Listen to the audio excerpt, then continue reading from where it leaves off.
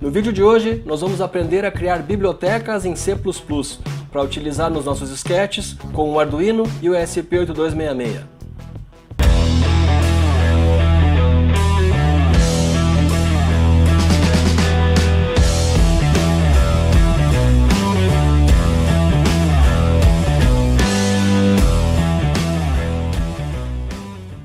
Olá Maker de Internet das Coisas, eu sou André Miquelon e seja muito bem-vindo ao canal Internet e Coisas.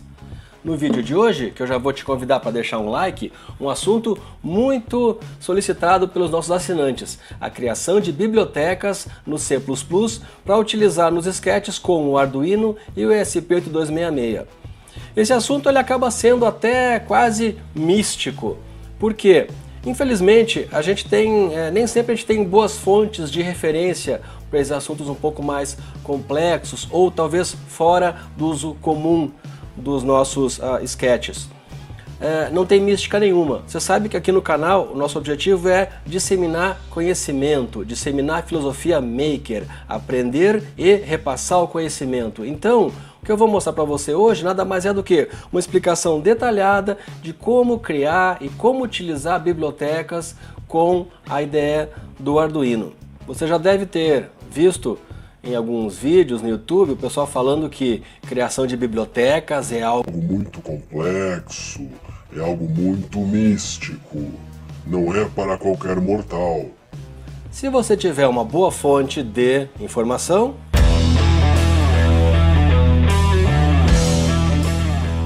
esse misticismo acaba, porque na verdade não existe. Então vamos lá. O que é uma biblioteca? Qual é a utilidade de uma biblioteca? A gente vai criar bibliotecas, isso em qualquer linguagem, para quê? Para que a gente possa ter um conjunto de código previamente construído, previamente criado. O objetivo principal de uma biblioteca é reaproveitamento de código, padronização de código. Para que isso? Para que quando eu estiver desenvolvendo um novo software, seja, de novo, em qualquer linguagem, eu não preciso ficar recriando coisas que eu vou utilizar sempre. Vou dar um exemplo, numa linguagem de desenvolvimento web, uma tela de login, um processo de autenticação num site, né? No caso aqui do nosso Arduino, há um controle de motor, um controle de acesso à internet. Tudo isso a gente vai criar bibliotecas com código pronto. A vantagem disso é que a gente vai ganhar tempo, a gente vai utilizar código previamente já criado e por consequência já utilizado e validado. Nosso índice de problema vai ser muito menor, porque é um código que vem sucessivamente sendo reutilizado. A gente ganha velocidade e ganha estabilidade no nosso software. O que a gente pode fazer numa biblioteca? Então, declarar variáveis, declarar constantes, criar enumeradores, criar funções, funções e métodos, né? Functions e procedures. No C a gente não tem as procedures, os métodos. Embora o pessoal do Delphi vai lembrar que a gente tinha a separação, né, entre método e função, criada lá com procedure e functions, né? O pessoal do Java e da orientação a objeto vai dizer que a classe tem métodos, propriedades, né? Mas no C++, embora trabalhe com classe também, o que a gente tem são sempre funções, a gente não nomeia métodos. No nosso caso aqui a gente vai iniciar primeiramente com as free functions, ou seja, as funções livres. Como é que a gente diferenciava antigamente função e método? Tinha um detalhe bem simples. Uma função sempre retornava um valor, então você chamava uma função, passava ou não parâmetros e ela te retornava um valor, de qualquer tipo. Uma procedure, procedimento, né, ela simplesmente executava uma rotina e retornava, ela não te retornava nenhum valor nessa chamada. Então essa é a diferença básica. No C o que nós temos então são as free functions, as funções livres, que elas podem ou retornar o valor, aí sendo a função propriamente dita, ou retornar void, que significa vazio. No próprio sketch do Arduino, o setup e o loop são funções do tipo void, não retornam nada. Então essa é a diferença do conceito de procedure e de function. Nós vamos ver então agora aqui dois tipos de bibliotecas. A biblioteca header, caracterizada aí pela extensão .h, que é originária do C, e as bibliotecas .cpp, de C++, que são originais do C++. A diferença básica delas é que numa biblioteca header, né, .h, eu vou conseguir definir praticamente tudo que a gente precisa. As funções, as variáveis, as constantes. E na biblioteca CPP, por conta do C++ implementar orientação ao objeto, ele exige que a gente trabalhe, então, define uma variável com a criação de classes. Vamos ver isso então no detalhe. Primeira coisa que a gente vai fazer então vai ser baixar aí do link na descrição do vídeo, você baixa então as duas bibliotecas. A biblioteca IECLib-H e a IECLib-CPP. Bacana? Baixa aí.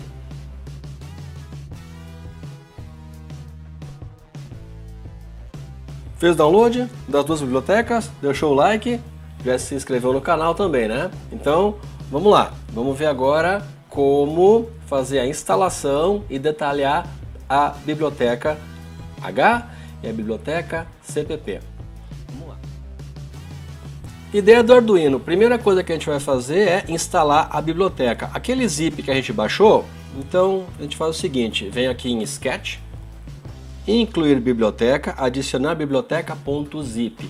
E você vai indicar aqui na pasta onde é que fez o download. No meu caso, eu tenho elas aqui na área de trabalho. Eu vou baixar aqui, ó, IEC33 libh. Abrir. Pronto. Biblioteca adicionado às suas bibliotecas. Pronto, só isso. Eu já incluí nas duas bibliotecas os exemplos que a gente vai utilizar. Então eu vou vir aqui em Arquivo. Vai ver que agora aqui nos exemplos já vai constar o exemplo da biblioteca IECLib-H. Olha só. IECLib-H, Examples, IECLib-H, Example. Tá aqui. Deixa eu trocar aqui essa tela do Arduino, jogar ela para cá. Beleza. Aqui no Notepad++, C++, Notepad++, eu tenho a biblioteca aberta, tá? IECLib-H, porque eu tenho o exemplo na IDE e o fonte da biblioteca no Notepad++. Então vamos lá, vamos detalhar agora a nossa biblioteca em primeiro lugar. Cabeçalhozinho básico, que eu sempre aconselho você a fazer cabeçalhos nos seus arquivos. Bota uma informação básica para você se achar depois, né? Padrão da nomenclatura, .h. Sempre coloque o nome .h. Por quê? As bibliotecas, os arquivos header, né? As bibliotecas .h são originais do C. Então, tudo que a gente fizer aqui vai ser compatível com qualquer compilador C e, por consequência, o C++, né? Que é uma evolução. Vamos lá, então. O que eu faço a primeira coisa aqui? Eu faço o include, lembra das diretivas de pré-processamento? Card aqui para você lembrar. O include faz a inclusão de arquivos no nosso fonte. O Arduino.h é uma biblioteca, né, da própria ideia do Arduino, onde a gente tem todas as definições de tipos, variáveis, constantes do Arduino, que a gente vai utilizar então em qualquer código que a gente vai criar para o Arduino. Legal? Aqui começa então, if and def. Cansei de ver em vídeo na internet o pessoal explicando que só tem que colocar isso aqui porque precisa. Não. Lembra de novo, né, das diretivas de pré-processamento? O if and def, o que faz? Eu faço uma compilação condicional. Esse meu if faz o quê? Se eu não tiver definido essa macro IEC33libh underline h, ele vai incluir todo esse código dentro do if. Só que, para evitar que eu faça essa referência a essa biblioteca mais de uma vez, o que não impede de ser feito, e gere eventualmente um erro de compilação, porque eu vou estar duplicando o código, né, eu faço esse if. Para quê? Entrando no if a primeira vez, eu vou fazer o define daquela macro, e o próximo arquivo que eventualmente chamar esse header, ele vai pular, vai fazer a compilação condicional e vai ignorar. Então, por isso, gente, tem o if and def nas bibliotecas. Vou mostrar depois na compilação como a gente pode repetir e não vai dar problema. Bacana? Então, o que eu consigo fazer numa biblioteca.h? Um exemplo aqui, ó, posso definir enumerador. O que é um enumerador? Já vou explicar também aqui um pouquinho. Um enumerador nada mais é do que um nome fácil né, para alguma variável, para alguma constante que a gente quiser definir. Por exemplo, eu quero criar lá códigos de status, de tipos, de situações do meu software e não quero lembrar que o código é 1, 2, 3, 4, menos 1, menos 10. Não, eu posso criar enumeradores, que são nada mais do que um texto que eu vou escrever, vou arbitrar, vou agrupar esses enumeradores em um tipo específico que eu posso depois referenciar. E o legal do enumerador é que ele passa quase como ser um tipo do teu código. Você pode criar funções que retornam um enumerador. Então aqui eu estou criando um enumerador chamado IECStatus, né? O formato então é o seguinte, ó, enum, né, de enumerador, o nome do enumerador e aqui entre chaves você vai botar todas as opções que você quiser, quantos você quiser. Então eu criei aqui, ó, 3 enumeradores, IECStatus A, B e C. Pronto, eu posso referenciar esses enumeradores em qualquer parte do meu código agora. Legal? Então uma utilidade da biblioteca. Outra, definição de constantes. Aqui eu estou criando então variáveis, né, constantes, de novo, não usando define, como eu expliquei lá naquele vídeo de novo, né, a terceira referência que eu faço ao mesmo vídeo. Então para você ver como é legal a gente assistir os vídeos, porque eu procuro sempre fazer uma sequência nas aulas. Tá? Então por isso eu gosto de referenciar os vídeos, né, os cards, para que você busque a informação. Né? Sempre informação, gente, busque informação. Bacana? Então o que eu estou fazendo aqui? Não estou usando define, estou usando o const, estou definindo variáveis constantes, né? Que você, na prática, é read-only, né? Somente leitura. Estou criando uma variável, então, string, uma constante chamada channel, internet de coisas, uma constante tipo byte chamada magic number, valor 1, 2, 3, e uma constante float, ponto flutuante, né? NRP, que é 3.14.527. Legal? Outro uso para variáveis, para as bibliotecas. Posso definir variáveis também. Então, tudo que eu defini numa biblioteca.h está disponível para todos os fontes que fizerem a inclusão dela. Defini então aqui, ó, mais 3 variáveis. Uma variável temp do tipo int, um a do tipo int e um b do tipo byte. Legal? Agora vem a parte mais legal, que é um dos objetivos principais da biblioteca: criar código reaproveitável. Olha que bacana então, eu posso criar bibliotecas de qualquer tamanho, eu posso incluir quantas bibliotecas eu quiser no meu fonte. E tudo isso para que a gente possa reaproveitar código o máximo possível e tornar o nosso fonte principal o mais simples possível. Então vamos lá, olha só, definindo funções com retorno. Tem uma função que retorna um tipo int, que faz aqui um add, né? Então é uma função que retorna um inteiro. O nome dela é add, de adicionar, né? E recebe um parâmetro int x. O que ela retorna? O x mais 1. Beleza. Claro que isso tudo é didático, o objetivo não é criar funções muito complexas, é só para mostrar a didática da criação de função. Outra coisa bacana, olha que legal, no C, eu posso definir múltiplas assinaturas para uma mesma função. Na verdade, o que eu estou fazendo aqui é manter o nome, mas como para o C ele considera toda a assinatura, o que é a assinatura? É a descrição da minha função. Eu posso ter um nome igual, desde que a assinatura completa seja diferente. No nosso caso aqui, olha só, eu tenho um add que recebe só um int, e eu tenho uma add também que recebe 2 inteiros, x e y. O que ele faz? A diferença é que a add, ela soma 1, né? E a add com 2 ela soma x e y. Então eu consigo ter 2 funções, né, do mesmo nome, mas assinaturas diferentes. Ok? Outra aqui também, o que eu estou fazendo? Unsigned. Eu fiz aqui de propósito essa funçãozinha para te mostrar a função, a variável do tipo static. O que é uma função do tipo static? Via de regra, quando a gente define uma variável dentro de uma função, ela é uma variável de escopo local, que a gente chama, né? Ela é invisível só dentro daquela função e com o valor durante a execução somente da função. Uma variável do tipo static, ela é inicializada na primeira vez que a função é chamada e permanece com o valor nas chamadas seguintes. Então olha que bacana. O meu getID, como o nome já diz, né, pega um identificador. Então eu crio um static unsigned long, quer dizer, um inteiro longo, né, de 32 bits.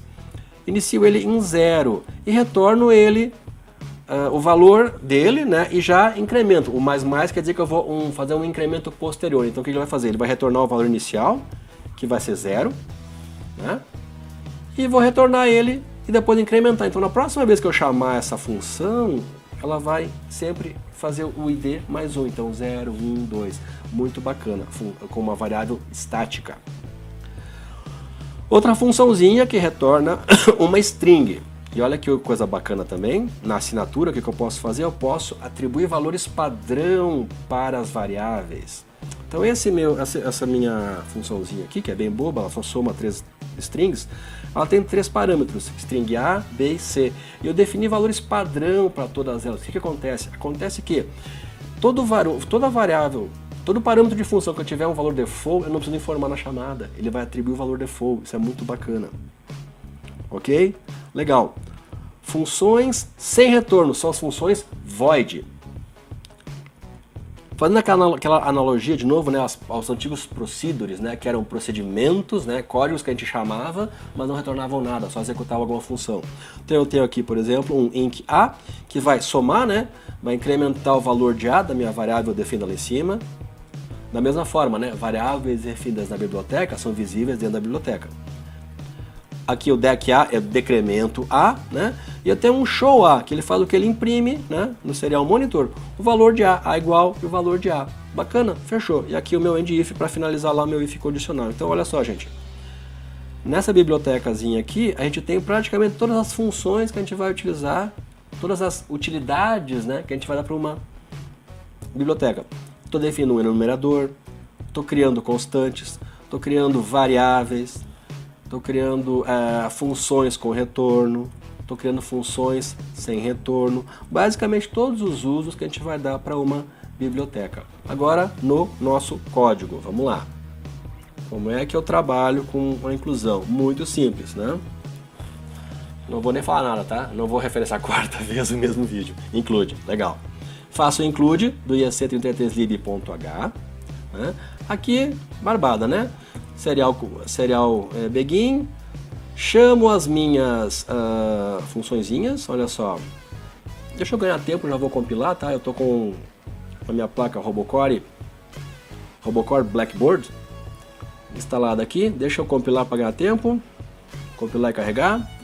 Então o que eu faço aqui? Exibo as minhas variáveis que estão definidas lá na biblioteca, channel, magic number e nrp. Depois eu vou mostrar aqui, ó, as variáveis também. Temp, olha só, observa que eu não defini a variável temp, ela já está definida na biblioteca, eu só referenciei ela. Aqui a variável b eu só faço o incremento também, não defini nada, só fiz o incremento, né, exibir. Aqui as funções com retorno, estou chamando elas, olha que bacana. Estou chamando a add 9, né? Olha só, mesma sintaxe, né? 9 e 9,2, quer dizer, estou chamando a primeira com um parâmetro só e a segunda com os 2 parâmetros. O getID você vai ver que a cada chamada do getID ele vai incrementar o valor, é bem bacana. A text, olha só como eu chamei a text, eu chamei de 4 formas diferentes. Eu chamei a primeira vez sem nenhum parâmetro, sem nenhum parâmetro. Aí ele assumiu ABC, valores default, depois defini somente o primeiro parâmetro, depois o primeiro e o segundo e depois os 3 parâmetros. Legal? Aqui as funções sem retorno, estou só chamando elas, ó. Show A, inc, show, dec, show. Legal? Os enumeradores, aqui cabe uma explicaçãozinha. Enumerador a gente vai usar muito para fazer switch case, tá? Que é o caso aqui. Olha só. Atribui lá na minha variável 0, né, declarada antes lá. Olha só, que tipo de variável é esse? IEC status, isso não existe. Ah, existe porque a gente definiu aqui o nosso enumerador. Lembra que eu falei? Ele passa a se comportar como se fosse um tipo de variável. Então olha só que legal, eu criei uma variável do tipo IEC status e atribuí a ela um dos meus enumeradores, no caso IEC status B. Agora olha só que legal, posso fazer um switch case com essa variável do tipo de enumerador que eu criei, fazendo os testes, olha só, com o enumerador, olha que legal. Então no nosso caso aqui eu defini ela com B, ela deve entrar aqui, né? No case status B vai definir o tempo para 2, legal. Ó, já compilou, carregou, depois a gente vai ver no serial monitor o resultado. E aqui por fim, as outras funçõezinhas, né? Exibindo aqui a temp, o STT, e aqui para você ver que eu posso também tratar os enumeradores como inteiros, porque na verdade, internamente, eles são convertidos para números inteiros para ter uma referência, iniciando sempre em 0, 0, 1, 2, 3. Vamos ver isso na prática. Legal? Então eu vou aqui trazer o meu Serial Monitor, eu vou puxar ele aqui para o lado para ficar mais fácil de ver. E tá aí, olha só. Nossas constantes. Deixa eu voltar o código aqui, vai ficar bacana, olha só. Imprimir nossas constantes. As variáveis, olha lá, 1000, né? E quanto era o B inicial? 99, né? Incluir ficou 100, legal. As funções com retorno, olha só. 9 é de 9, é 9 mais 1, né? 10. Aqui ele somou 9 mais 2, 11. Olha o getAD que legal, a variável estática 0, 1, 2. Sucessivamente, a cada chamada, né, ele mantém o valor da variável estática. Aqui nas minhas chamadas, a função text, olha só, sem parâmetro, usou os 3 parâmetros default, A, B, C. Definindo A, ela usou B e C. Definindo A e B, ela usou o default do C. E chamando as 3 aqui, né, parâmetros, ela não usou nenhum default. Legal. Agora aqui, ó, funções sem retorno. Aqui elas. Cadê? Perdi as funções sem retorno aqui. Olha lá. Eu faço show A, exibir A, inc A, 1, inc A de novo, dec A, voltou para 1. Legal? Tá aqui, ó. Show inc, show dec, show. Legal? E o enumerador, olha só o enumerador. Então, eu defini o meu enumerador para status B. Entrei nesse switch case aqui, ó, status B define o temp para 2, tá aqui, temp é 2, né? E o status, olha que legal, se eu imprimir essa variável status, ela tem o valor 1, por quê? Olha só, na biblioteca, meu numerador, né? A primeira é 0, a segunda é 1, a terceira é 2, tá aqui. Então, como eu defini para B, 0, 1, tá aqui, ó, o valor é 1. E aqui eu estou imprimindo os valores só para você ver, realmente, ó, status A é 0, status B é 1, status C é 2. Legal? Então, aqui está a demonstração de como trabalhar com uma biblioteca .h, originária lá do C. Vou deixar também na descrição do vídeo as referências ao C e ao C++ da Wikipedia para você poder conhecer um pouco mais aí. Agora a gente vai ver a biblioteca CPP, padrão do C++. Vamos instalar agora a biblioteca IEC33lib CPP. Mesmo procedimento, eu venho aqui no menu Sketch, incluir biblioteca, adicionar a biblioteca zip. Área de trabalho, ou onde você fez o download da sua biblioteca, do seu arquivo zip. Aqui ela, abrir. Vai instalar, ó, instalou com sucesso. Vou lá abrir o meu sketch de exemplo. Vou em exemplos, baixo aqui, IEC-lib CPP, exemplos, IEC-lib CPP examples. Posso fechar esse outro aqui. Tá aqui ela, bacana. Já deixa eu compilar aqui para ganhar tempo. E vamos ver a biblioteca. Quero te mostrar aqui a questão do if-def. Olha o que eu vou fazer. Vou fazer um include a mais aqui e vou compilar.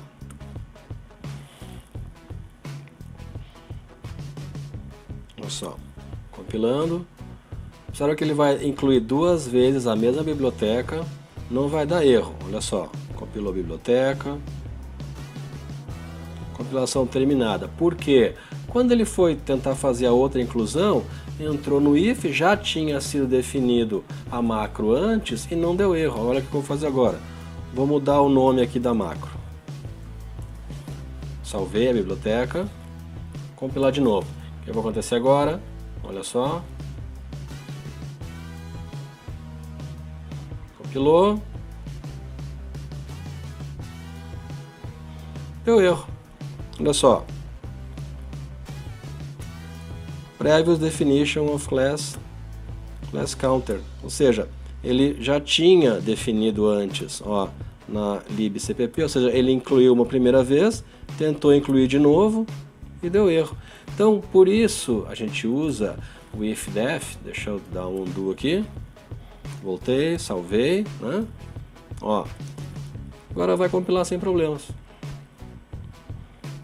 Então, por isso que a gente usa if and def com a macro para fazer o if. Se eventualmente eu tiver uma biblioteca comum a mais a outras fontes que eu esteja usando, não vou ter esse problema de compilar. Olha só, compilou direitinho.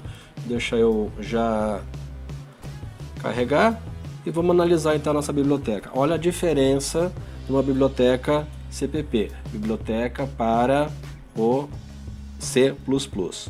Include a mesma coisa. Olha só, quando a gente fala de biblioteca para o C++, implica em trabalhar com definição de classes. O que é isso? Eu não vou entrar muito aqui nesse vídeo, tá? Porque o nosso foco são as bibliotecas. Eu posso depois fazer, deixa os seus comentários se você tem interesse. A gente faz um vídeo somente sobre definição de classes. E aí entra conceitos, aí sim, quase místicos, tá? A gente vai falar em classes, instâncias de classe, herança, funções membro, virtuais, puramente virtuais. Aí é um outro mundo da orientação a objeto. Deixa seus comentários, se você quiser, tiver interesse, a gente faz um vídeo só sobre isso, porque é um mundo à parte. É uma das principais implementações que o C++ trouxe em relação ao C. E quando a gente fala em orientação a objeto, você não faz ideia do que a gente tem de possibilidade dentro aqui da nossa ideiazinha do Arduino com o C++. Orientação a objeto é muito, muito bacana. Então deixa os comentários aí, mas vamos seguir aqui. Bom, primeira coisa que eu vou fazer eu passo então a trabalhar com classes. Classes são instâncias, são objetos, né, que eu vou criar dentro do meu software e eles são instanciados. O que é isso? Eu crio uma entidade, né, na memória do meu software e ela passa a existir nessa memória. Ela passa a ter comportamentos, ela passa a ter propriedades, né, valores armazenados dentro dela. Eu posso ter várias instâncias desse mesmo objeto. É um negócio muito bacana, que normalmente, de novo, né, os vídeos que a gente vê sobre biblioteca sequer tratam disso. Então, vamos focar aqui mais só na biblioteca, bacana? Então, eu vou criar uma classe chamada counter, né? E dentro da definição de classe, primeira coisa, observa, o arquivo .h de uma biblioteca para C++, ela está dividida em dois arquivos. Eu tenho o arquivo header, e no arquivo header, olha só, eu só tenho as assinaturas, as definições das minhas classes. No arquivo CPP, é onde eu tenho efetivamente a implementação do meu código. Então, biblioteca C++, no arquivo H, somente assinaturas das classes, declarações, né? E no arquivo CPP, propriamente a implementação. Bacana? Ok. Então vamos lá. O H é bem simples, tá? Mantenho aqui, como a gente viu, né? O if. Defino aqui, ó, as funções públicas, agora falando em funções membro, tá? Funções membro da classe. Então eu tenho uma função reset, inc, dec, set e get, tá? E uma função getName. Isso aqui são métodos públicos. O que é isso? São métodos, são funções que vão estar disponíveis na classe, em todas as instâncias da classe. E eu tenho variáveis e funções privadas, que são o quê? Visíveis somente dentro da classe. Então uma coisa comum que se costuma fazer é, quando a gente recebe, por exemplo, um atributo em uma função, do tipo aqui, ó, n, né, ou string name, aqui quando estou instanciando a classe, a gente costuma chamar as variáveis equivalentes internas com underline, só para diferenciar, tá?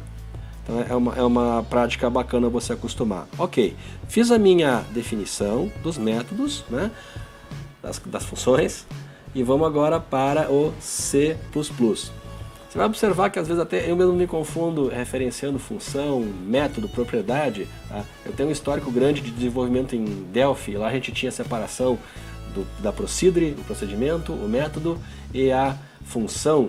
E além disso a gente tinha também um negócio chamado propriedades das classes. Então assim, Via de regra, se você quer ser purista, né, o C++ só tem função membro e função livre, ou seja, as member functions das classes e as free functions, independentes de uma classe, tá? Sei que o Java já tem outras questões, então, mas via de regra, tá, a gente vai se entender, certo? Função, propriedade, método, enfim, nada de radicalizar.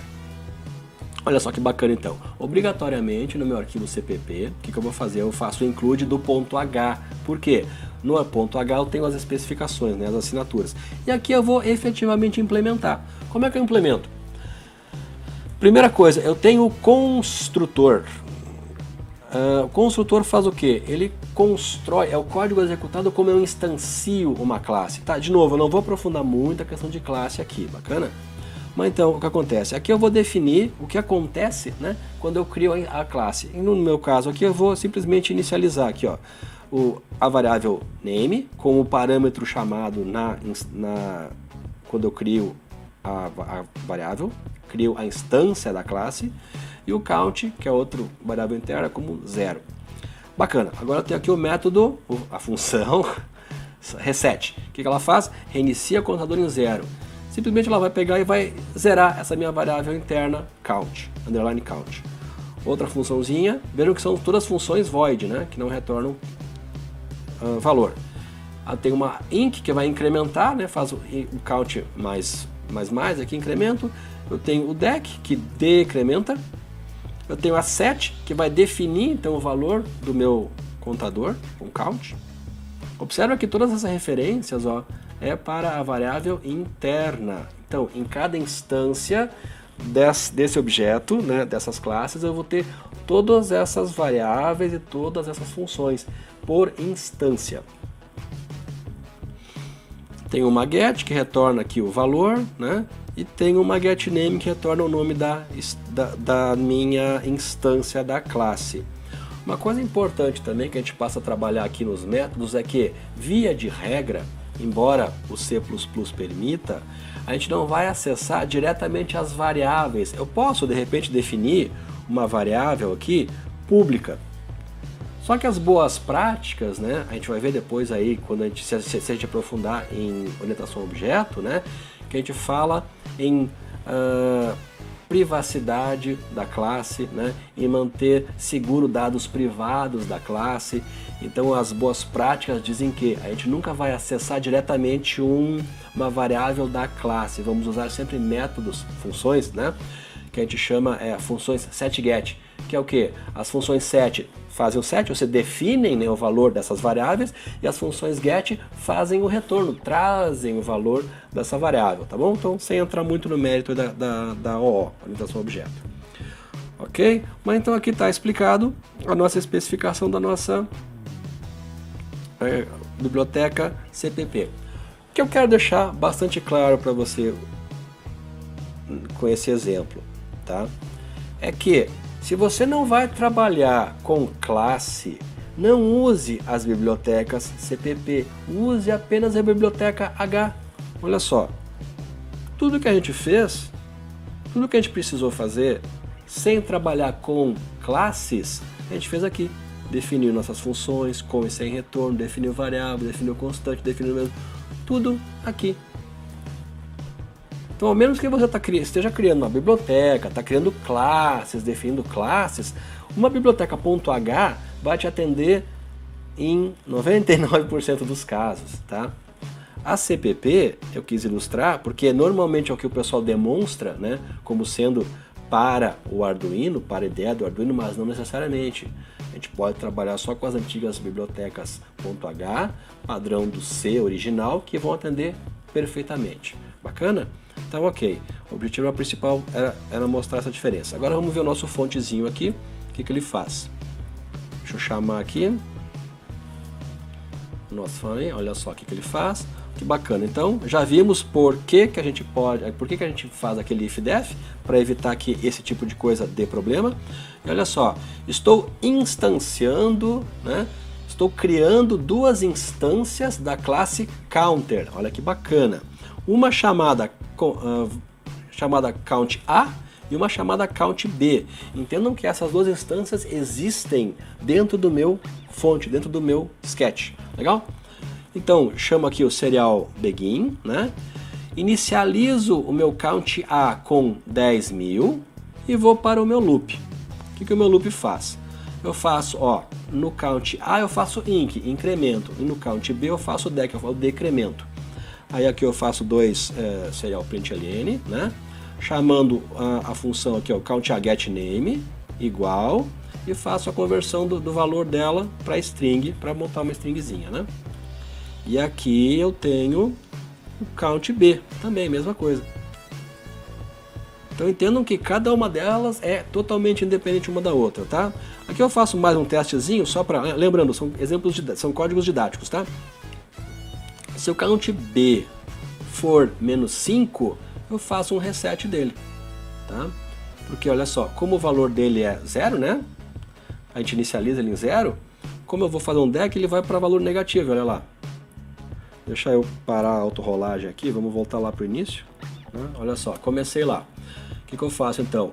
Quando eu instancio, meu count A é valor 1000 e o count_b lá no construtor definiu para 0, né? Então, eu incremento aqui, ó, o count A, inc, eu imprimo 1001 e o dec ele vai para -1, estava em 0, né? Então eu continuo aqui, ó, 1001 -1, 1002 -2, né? Olha só, quando ele chega aqui, ó, no -5, o que acontece? Ó, o count_b -5 ele voltou para -1. Na verdade, o que aconteceu? Quando eu faço reset, foi para 0, né? E aí no próximo dec ele vai a -1. Então aqui ele fica, ó, o count_b, ó, -1, 2, 3, 4, -5, -1, né? E o count A só vai incrementando, ó, 2, 3, 4, 5. Deixa eu botar para voltar aqui para a autorrolagem, olha só. 1049, 1050, 51, 52. E o B, ó, -2, -3, -4, vai chegar a -5, o próximo ele vem para -1, olha lá, bacana? Então é isso, exemplificado aí as nossas bibliotecas. Ok? Então, faça o download, instale, como a gente demonstrou aqui, estude as bibliotecas, faça os seus testes e deixe os seus comentários. Estava quase esquecendo de mencionar um arquivo opcional aqui para as bibliotecas, que é o keywords.txt. Esse arquivo diz respeito somente à ideia do Arduino, não à criação de bibliotecas. O que ele faz? Observa que tem algumas palavras reservadas, né, que eu utilizei na biblioteca que estão aparecendo em destaque na ideia do Arduino. Como é que a ideia sabe que palavras são essas? Porque aqui no arquivo keywords eu defini essas palavras reservadas e ele vai formatar então diferente. Como é que funciona esse arquivo? Basta você criar no bloco de notas mesmo um arquivo txt e colocar linha a linha as palavras reservadas que você quer destacar. Ele tem basicamente duas formatações. Keyword 1, que é esse formato que eu usei aqui para o counter, ó, o nome da classe, ele vai colocar em laranja e negrito.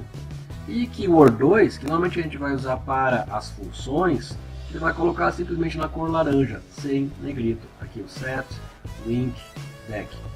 Então isso é bacana para você criar suas bibliotecas e visualizar facilmente no fonte, na ideia do Arduino, uma formatação diferenciada. Lembrando que isso é exclusivamente da ideia do Arduino, não tem nada a ver com a criação de bibliotecas. Um detalhe bem importante, essa separação aqui entre a palavra reservada e a palavra keyword tem que ser um tab, tá? Não pode ser espaço. Então, é a palavra reservada, um tab e keyword 1 ou keyword 2. Tem também keyword 3, mas a formatação é bem parecida. Então, se você quiser usar, pode testar, mas não faz muita diferença. Bacana? Só para complementar então rapidinho o vídeo. Eu espero então que eu tenha desmistificado o assunto das bibliotecas em C++. Baixe os arquivos, faça a instalação como a gente demonstrou, estude, faça os seus testes, deixe os seus comentários aí na descrição do vídeo. Dê sua opinião se você quer que a gente faça um próximo vídeo específico sobre orientação a objeto. Eu particularmente é um assunto que eu gosto bastante. Obrigado por nos prestigiar. De novo eu te peço para deixar o like, assinar o canal, marcar o sininho para receber as próximas atualizações. Muito obrigado e até a próxima. Continue acompanhando o nosso canal, vídeos semanais sobre Arduino, ESP8266, programação e eletrônica.